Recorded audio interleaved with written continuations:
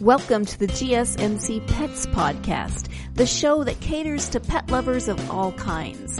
We'll talk about pets on social media, pets doing amazing things, and how to take care of the pets in your life.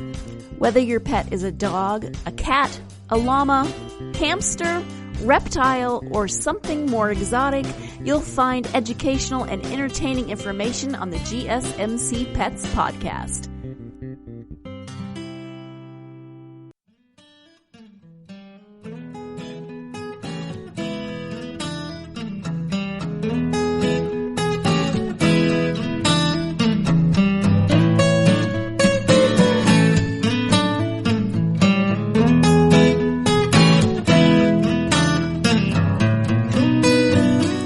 Hello and welcome to the GSMC Pets Podcast, brought to you by the GSMC Podcast Network. I am your host, Sarah, and I am happy to be joining you here on this last day of 2019. It's hard to believe that it's gone so fast. It just feels like, I don't know, like a week ago that we were celebrating the incoming of 2019, and now here we are at the end. So as it is the last day of 2019 and tonight is New Year's Eve, there'll be lots of celebrations going on. I want to talk in this podcast a little bit about some things to keep in mind for your pets on New Year's Eve. They're very similar to things you need to keep in mind on the 4th of July because New Year's Eve celebrations often involve fireworks or firecrackers.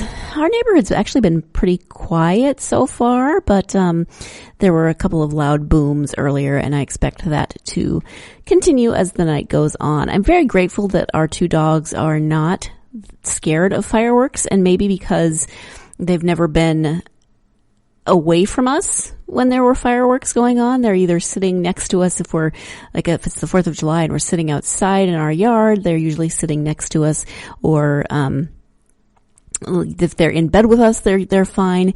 And I find this amazing because our boy dog, Chalupa, is scared of everything, including beef jerky. He's scared of snacks. Not all snacks, just certain snacks. He'll run and hide behind the coffee table when he sees them. He'll eat them eventually, but when you first bring him out, he runs away. But fireworks, he's not scared of. They don't bark, really. I mean, and they bark at everything. If they're convinced everything is trying to murder us, but not fireworks. So I am grateful for that small thing that they are not scared of. But like I said, as long as they're with us, they don't usually have too many problems. But I know lots of friends with pets who do not like fireworks, and actually I heard from a friend of mine tonight who she's in a different time zone, so it's later for them, and her cat was not happy with the fireworks. Yeah, I don't know, usually cats are a little more chill, but her cat was not happy. So here are a few ways to keep your pets safe during New Year's Eve celebrations, or maybe any number of different kinds of celebrations. You should keep your pet in a secure room indoors. And of course, this is different for every kind of pet, right? You know, if your pet is a horse or a llama or a pig, well, a pig could be indoors, but not all pets are going to be able to be kept in a secure room indoors. But you want to make sure they're secured. You don't want them to panic and run away and get lost during celebrations. So especially if you're hosting a New Year's Eve party or a party any time of the year, or if there are those fireworks in your area, you should keep your pet in a secure room. Close the windows, close the curtains to muffle the sound, and always provide plenty of food and water. You could turn on the radio or the television or any kind of white noise to help keep them calm. And this, of course, depends on your pet. Our pets would freak out even more if they were in a room by themselves with white noise and stuff, because they're used to being with us. So it really just depends. Sometimes pets are so anxious on days like this that veterinarians sometimes will prescribe a mild sedative to help ease their stress, but that is something that you would have to talk to your veterinarian about. Make sure that your pets are wearing their collars or their identification tags, or they are microchipped. Make sure, because if they do get freaked out and they end up running away, you want to be able to find them again. You want somebody to be able to get in touch with you. You don't want them just running around out there and ending up in the shelter because they don't have identification on them. This one, hopefully you already know, keep alcohol away from your pets. Just because you are ringing in the new year with champagne or whatever you are drinking doesn't mean that your dog wants to, or your cat, or your iguana, or your hamster. None of those things. According to the pet poison helpline, alcohol can be toxic to both dogs and cats, and I would assume to many, many other animals. I mean, they're much smaller than we are, first of all, so they are going to have a different reaction to alcohol. So resulting symptoms can be drooling, dry heaves, or vomiting, low blood pressure, and possible coma and death. So just keep them away from it. See your vet immediately. Go to the emergency veterinarian if you have one nearby. Hopefully you do. If you suspect that your animal has ingested any alcohol or any other thing that might be detrimental to their health. Never leave them outside during the fireworks. I mean, they might be an outside dog or cat or what have you, but they can, aside from the stress and the anxiety, they can suffer burns, hearing loss, and even eye damage if they are too close to any explosion. Even having your dog on a leash may not prevent your dog from escaping if they are sufficiently freaked out. If you have a nervous pet, you might want to try to distract him or her. If they're exhibiting uncharacteristic behaviors such as pacing, incessant pacing back and forth, crying or whining more than usual. Maybe they whine a little bit normally. You should try to help distract them through play or some other enjoyable in pet activity. Like with our dogs, it's snuggling. They're perfectly happy as long as they can be in our bed. Actually, they don't care if we're there. They just want to be in the bed. Their bed, not that exciting. Our bed, it's like Disneyland for them. This is for the after the celebration, and that is clean up fireworks debris before letting your pets outside. If pets eat the debris, it can cause digestive problems, and dogs will eat anything. I mean, dogs, and if you have a goat, sometimes they'll eat anything. Just clean up for your pets, and clean up for, even if you don't have pets, clean up because you don't want birds ingesting things, squirrels, what have you. Ingesting debris can cause digestive problems or serious injuries. And again, you should contact your veterinarian immediately if your pets have been exposed to any potentially toxic or poisonous substances. Then also be aware of any New Year's Eve decorations, including streamers or noisemakers, confetti, balloons, tinsel, anything like that your dog could ingest, could choke on. Animals use their mouths to explore the world. They like to sniff things, and they like to examine strange new objects. It's much too easy for them to then swallow those objects, and sometimes it'll just come out the other end, but you do not want to risk them having any kind of internal damage or, digestive issues. So just make sure that you not only clean up the debris from fireworks outside, but be aware if you are having a party or festivities inside that you are, pet proof your house. You can dog proof, or you can baby proof your house. You can also pet proof your house. You just don't want them to get into anything because they're very curious, and they will go, they're much like toddlers exploring the world by putting things in their mouths. And so you gotta keep an eye on that. So what else would you add to this list? What do you do in terms of keeping your pets calm and safe and happy during holidays like New Year's Eve or the 4th of July, when there are bound to be fireworks or other loud noises? Every pet, of course, is different, so hit me up in the comments on social media. Let me know what you do. I would love to hear your thoughts and what you have done to help your pet calm down. I know they make certain kind of garments heavy, like it's like a weighted blanket, I think, for your pets to help calm them down in during thunderstorms or fireworks, etc. If you've ever tried one of those, I would love to hear that experience also. So we're going to take a quick break, and when we come back, we'll be talking about New Year's resolutions for not only you, but also for you and your pet. So stay tuned. You're listening to the GSMC Pets Podcast, and I will be right back. Are you tired of the same old news? Are you sick of the seemingly endless political spin and negativity? The GSMC America's Still Beautiful podcast is a weekly news podcast covering all the top positive and uplifting news stories. We cover stories that will inspire, uplift, and remind you of the good in the world. Tune into the Golden State Media Concepts America's Still Beautiful podcast to get all the great and positive news stories of today. Download the GSMC America's Still Beautiful podcast on iTunes, Stitcher, SoundCloud, Google Play, or anywhere you find podcasts. Just type GSMC in the search bar.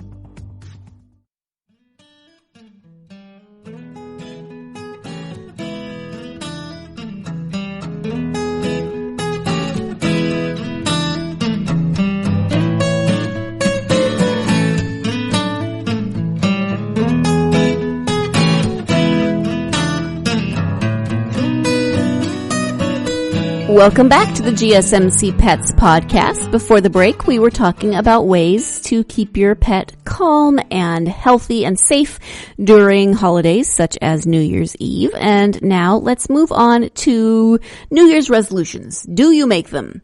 I'm trying to think of how to answer that. Sometimes, I guess, would be the best way to answer that. Sometimes I make them.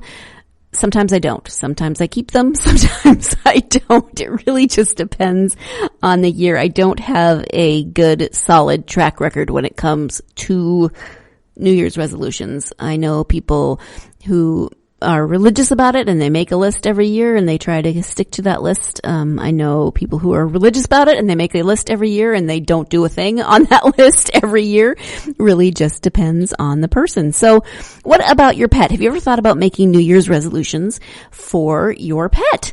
Or what would your pet make as, actually if your pets made New Year's resolutions, it would probably be things like eat more, snuggle more, sleep more, do all of those fun things more, give me more scritches, throw the ball more times, whatever it is. My bearded dragons would probably say more bath time. We want to be in the warm water. We love bath time. And more freeze-dried mealworms because we love them. So pets would say more of the things they love, of course. What about you and your pet? Well, maybe something to think about as you're going into the new year is your pet's diet. How many of us say, oh, the holidays are here, I'm just going to eat my weight in cookies and then I'll worry about getting my diet and exercise back on track on January 1st. Happens to the best of us, right? Well, what about your pet? What has your pet been eating? Not that your pet has been eating his or her weight in cookies, I doubt, but I hope not at any rate. But the new year is the perfect time to evaluate when and how much your pet is eating, which of course is going to be different for every pet. And so you need to talk to your vet. You need to do some research. You need to know how much and what is best for your pet to be eating. According to a California-based veterinarian, Dr. Jessica Vogelsang, many owners quote-unquote eyeball their pet's daily intake and pour that into a bowl, usually resulting in overfeeding and weight gain. I actually have a measuring cup in our dog food, which I try to be very cautious about what I give them, but then I fall short and fail when I give them snacks. Sometimes when I give them their num-nums, which are their little dog bones, dog biscuits, the tiny ones. And sometimes I can go overboard and, they're so cute, right? And you just want to be like, oh, here, have some treats, but you got to be careful. So, use that measuring cup to ensure that your pet is receiving the proper amount of food, at every meal. And, The food bag can provide general guidance, but your veterinarian can advise you on the appropriate portion for your pet for his or her size, age, health conditions, etc. This is also a good time to ensure that your pet is eating the proper diet, like I just said, for their age and nutritional requirements. And so you want to make sure that they're eating not only the proper amount, but also the appropriate kind of food for whatever is going on in their health and their age. Maybe you want to try a puzzle feeder. Have you ever tried a puzzle feeder? This could be a New Year's resolution. Some animals get bored easily. I know, like, a lot of birds can get bored easily, and so a puzzle feeder or something to keep them engaged can be good. If you have a more hyper pet, this can be a good idea. Even small changes can improve your pet's day-to-day life. So to easily engage your dog or your cat or other types of pets, you can spice up mealtime with a puzzle feeder. This is from Jessica Gore, a certified professional trainer in the Los Angeles area. I assume she's an animal trainer of some kind, but maybe she's a health I don't know. It doesn't matter. She says puzzle toys increase your pet's mental stimulation and daily life enrichment. Simply switching up your meal delivery by using a puzzle feeder is a wonderful and easy way to improve your pet's life and encourage good behavior. I'm trying to picture our girl dog with a puzzle feeder. She would probably try it and then just look at us like, I knew this would happen one day. I knew you'd stop feeding me. Fine. And she'd go lay down in her bed and sigh and just look at us pathetically. You might want to get serious about your pet's weight loss. Really depends on your pet. Do you have one of those very, very overweight pets? That can be just as bad for pets as it is for us. And so if you've been noticing that they're getting a little extra snuggly, fluffy, whatever you want to call it, you might want to take this opportunity to not only look at their food, but maybe figure out what's going on with their exercise routine. So one study says that the rise in pet obesity can primarily be attributed to feeding habits, including overfeeding, high-calorie treats, and table snacks. Guilty. So Dr. Joyce Logan, a veterinarian at Zoetis, says that obesity has detrimental effects on the overall health and lifespan of pets, including osteoarthritis, diabetes, and dermatological problems affecting skin, hair, and coat. Many diseases can be avoided by maintaining a healthy weight, says Dr. Logan. Work with your veterinarian to determine the best weight loss regimen for your pet. And so your veterinarian can calculate the appropriate amount of caloric intake that your pet should be getting in their daily feedings. They can talk to you about how to get your pet to be more active and just, getting that pet healthier in general so that you can have your pet in your life as long as possible and in as healthy a way as possible. Add an extra walk to your dog's potty schedule. The picture on this one is adorable. It's a pug in slippers, not slippers, but those little shoes that you can put on so that their feet are protected from the ice and the snow. She does not look terribly happy about this, but then pugs always have that squishy little face. So if you are resolving to get your pet healthy this year and you do have a dog that you take for daily walks, then maybe adding an extra walk in there could help. Every little bit helps. And since they are smaller than us, they burn calories differently than we do. So walks can provide exercise. They can provide a different location, a different experience, just getting out of the house. I know our dogs love to sniff when we go out. They're just so excited to be in a different location than where they are all day. And, they have free range. They have a dog door. They can go in and out of the backyard, but still the backyard and the house, not that exciting after a while. So walks can be a good stimulation in terms of changing their day-to-day view, as well as getting them some exercise. You might also want to get creative with the exercise that you do with your dogs. Walks can be great and they can be exciting, but there are other ways to engage your pet in exercise. such as agility training. Obviously, this is more for dogs, or I don't know, other pets could do it too. I can't quite see a lot of cats getting enthusiastic about agility training. I'm not saying all cats. There could be a cat out there who is perfectly happy to run an obstacle course, but most of the time they're probably just going to look at you and be like, no, thank you. But this can be good for a dog and maybe for your bearded dragon or other pets, your iguana, your guinea pig, your rabbit. I don't know. I really don't know how trainable some pets are, and I guess it depends on the pet and the trainer. Let's go ahead and take our second break of the podcast. When we come back, we'll be finishing up this list of New Year's resolutions and maybe talking about some more pet stories. So stay tuned. You're listening to the GSMC Pets Podcast, and I'll be right back. Tired of searching the vast jungle of podcasts? Now listen close and hear this out. There's a podcast network that covers just about everything that you've been searching. Hey! The Golden State Media Concepts Podcast Network is here. Nothing less than a podcast bliss with endless hours of podcast coverage. From news, sports, music, fashion, cooking, entertainment, fantasy, football, and so much more. So stop lurking around and go straight out to the Golden State Media Concepts Podcast Network. Guaranteed to fill that podcast itch. Whatever it may be. Visit us at www.gsmcpodcast.com. Follow us on Facebook and Twitter, and download us on iTunes, SoundCloud, and Google Play.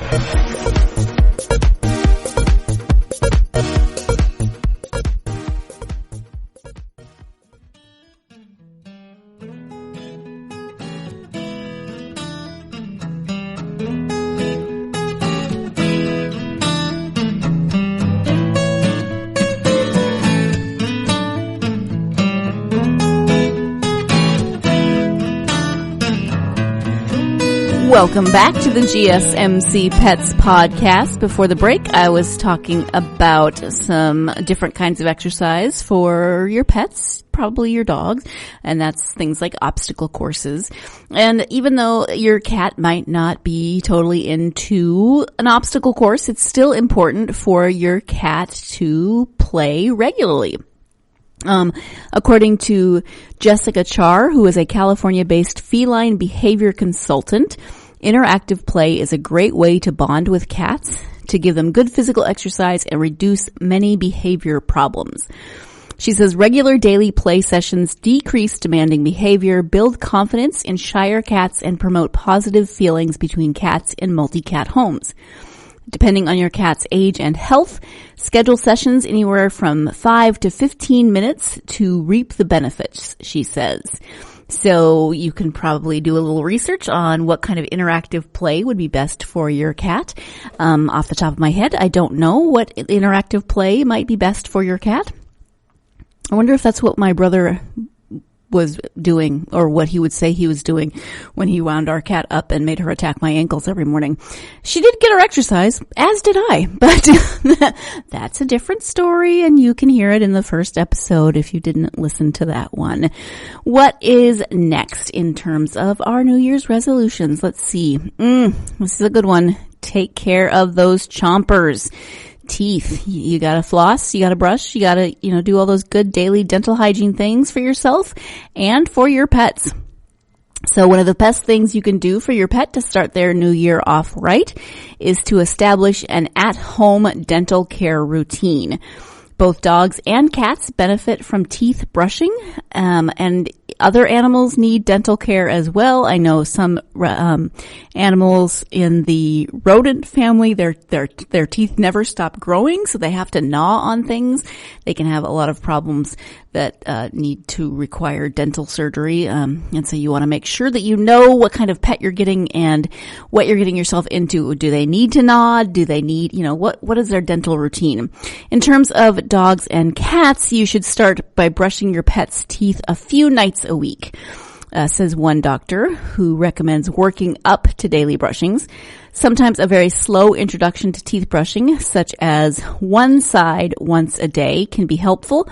a lot of positive reinforcement should be used. Additionally, it's important to have your veterinarian evaluate your pet's teeth, says Dr. Ochoa. A professional cleaning or more advanced dental work might be needed. And, ignoring dental health can be detrimental to everyone's health. It can cause health problems in humans, and it can cause health problems in dogs and cats and other animals. So make sure you know what kind of dental health, dental care, dental routine your particular pet should have, and then work to establish that routine and maintain it. Okay, next one. Schedule a wellness appointment. Yes, if your dog or cat or bearded dragon or what have you, horse, alligator, I don't know. If they haven't seen the vet in a long time, then you should definitely schedule a wellness appointment. Even if your pet appears to be healthy, skipping your annual veterinary appointment can be tempting, but you should not do it. Regular wellness appointments are crucial for ensuring that your pet enjoys a long and healthy life, whatever their lifespan might be. Yearly examinations by the veterinarian are a key component of good preventative care, says one doctor. Many medical conditions such as diabetes, arthritis, and obesity are common in aging pets and much easier to manage when detected in the early stages of the disease process. So yes, you want to catch things early. You want to know what's going on. I mean, you want to keep your fur babies or they're not all fur babies, but you want to keep your babies, whatever kinds of babies you have, you want to keep them healthy, and you want to keep them in the best health that they can be in so that they can enjoy a happy life for however long that they are with you. And so last one is create an emergency pet plan. Hopefully this coming year is calm and peaceful and doesn't involve any kinds of health emergencies for you or your family or your pets.